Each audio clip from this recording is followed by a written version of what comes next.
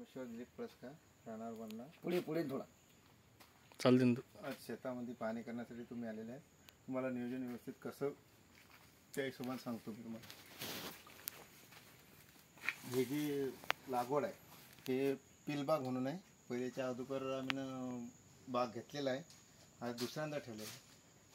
तर याला आता पूर्णपणे निस्वन झालेली आहे. हे बघा इकडून हां आता कंबळ आलेलं आहे बाहेर आलेलं आहे. हां निस्वन म्हणत का निस्वन. हां आता या झाडाचं पण आलं, त्या झाडाचं पण आलेलं आहे आणि घड पण पडलेले आहे.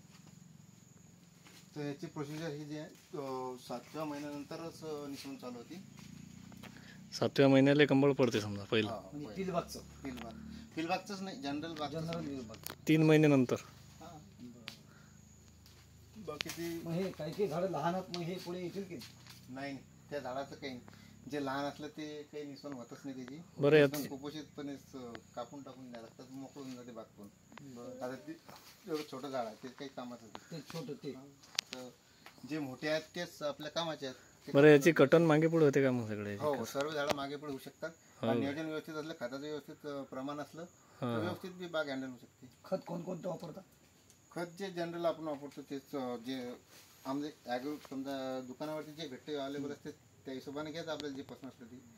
बाकी काही काही दुकानदार वेगवेगळे देतात, पण जे आपल्याला लागते त्याचा फरक पडते, रिझल्ट येते तेच आणायचं टाकून द्यायचं. आणि समजा एखाद्या वेळेस जर समजा केळीवर बॅक्टेरिया आला, बॅक्टेरियाचं तेच ना करपे आला तर ते नियोजन ते स्प्रे करून घ्या.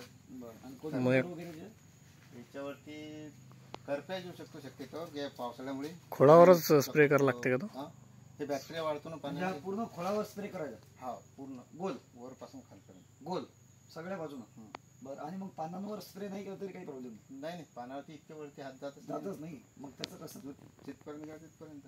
बरं पण शक्यतो पानावर वेळा रोग वगैरे येत नाही का? मग नाही हे जे पानं आहे त्याची गळून झालीच ना आता काही कामात पडतच नाही. कापून घ्यायचे, टाकून द्यायची.